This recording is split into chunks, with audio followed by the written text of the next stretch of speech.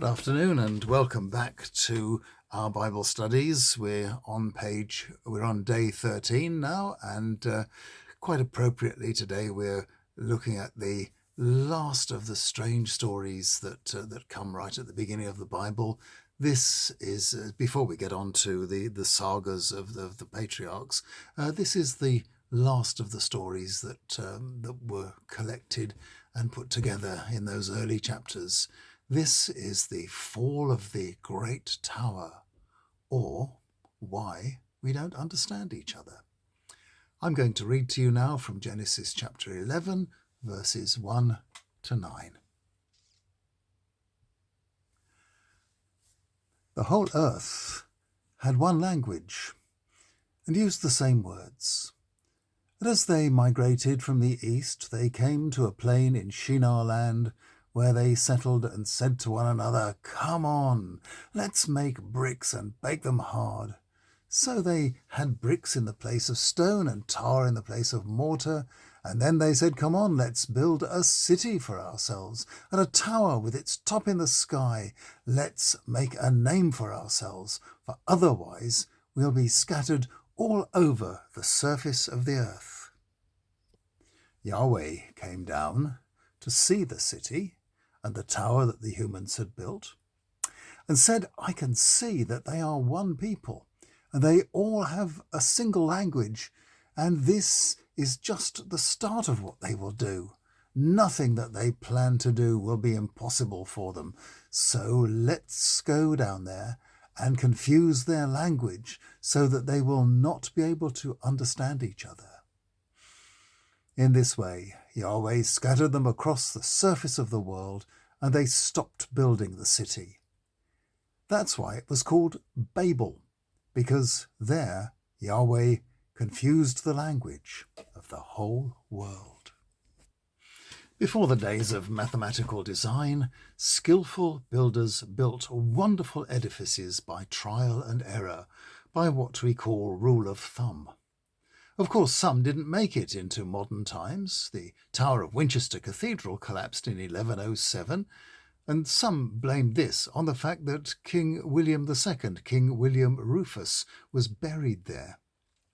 Across the Channel, Beauvais Cathedral, once the tallest building in the world, collapsed in 1284 during construction, which gave architects a shock and an impetus not to be so ambitious. When work eventually began again in Beauvais in the 16th century, the tower collapsed in 1573 and the cathedral was never completed. It stands today unfinished.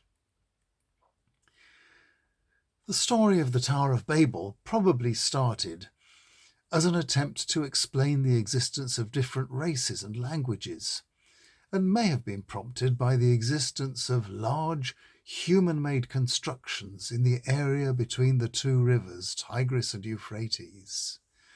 These strange temple towers are known as ziggurats, and they rose high above the plains.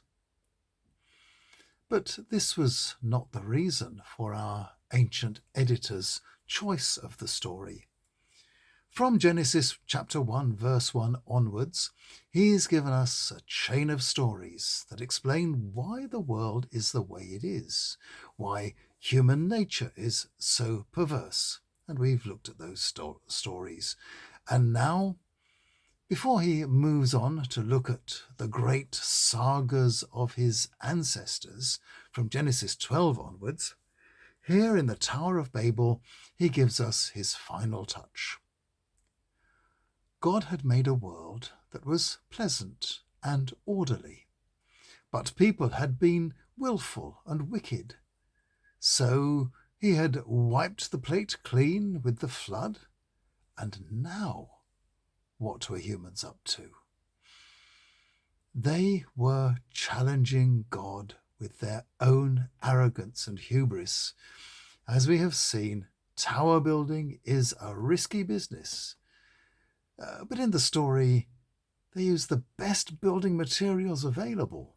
Bricks, which were lighter and more manageable than stone, and tar, which was stickier than cement. Our editor tells us that God confused the language, demolished the tower, and scattered the peoples. I wonder if he knew that Babel has different meanings in Hebrew and Akkadian. Those who built the ziggurats used the word for God's gateway, but the Jews had a nearly identical word meaning disorder. Isn't that a typical example of the confusion of tongues? So here our ancient editor shows us the cause of the scattering and dissolving of the primal harmony made by God. The blame is placed firmly on the humans. And what follows in Genesis will be the sagas of the ancestors, to which we will return later. For now, we continue with how the Bible describes and finds meaning in many a natural disaster. And tomorrow, we visit two interesting places, Sodom and Gomorrah. See you tomorrow.